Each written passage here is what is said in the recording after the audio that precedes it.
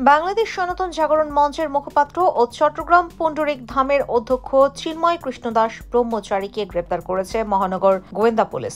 সোমবার বিকেলে রাজধানীর বিমানবন্দর এলাকা থেকে তাকে গ্রেপ্তার করা হয়। এই তথ্য নিশ্চিত করেছেন ডিবির অতিরিক্ত পুলিশ কমিশনার রেজাউল করিম মল্লিক। তিনি বলেন, চিন্ময় কৃষ্ণ দাস একটি মামলার এজাহার নামীয় আসামি।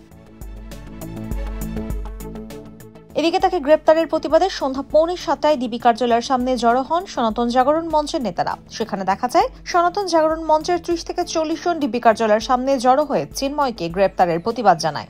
তাদের একটি গ্রুপ শাহবাগে জড়ো হওয়ার চেষ্টা করলে অন্য একটি পক্ষ ধাওয়া দিয়ে সরিয়ে দেয়। এছাড়া সম্মিলিত সনাতনী জাগরণ জোটের মুখপাত্র চিন্ময় কৃষ্ণ দাসকে গ্রেপ্তারের প্রতিবাদে রংপুরে সড়ক অবরোধ করে বিক্ষোভ করেছেন হিন্দু ধর্মাবলম্বীরা।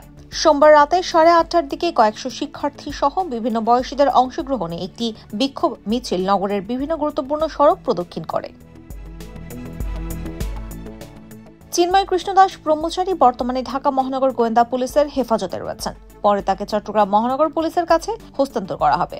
তার বিরুদ্ধে চট্টগ্রামে জাতীয় পতাকা অবমাননা ও ধর্মীয় অনুভূতিতে আঘাত দেওয়ার অভিযোগে মামলা রয়েছে। বাংলাদেশ সনাতন জাগরণ মঞ্চ গত 25 অক্টোবর চট্টগ্রামে সমাবেশ করে। চিন্ময় কৃষ্ণ দাস এই মঞ্চেরও মুখপাত্র।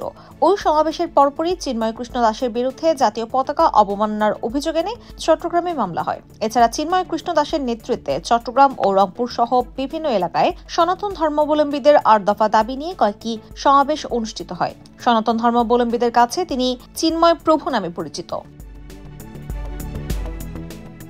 IBTV USA news desk.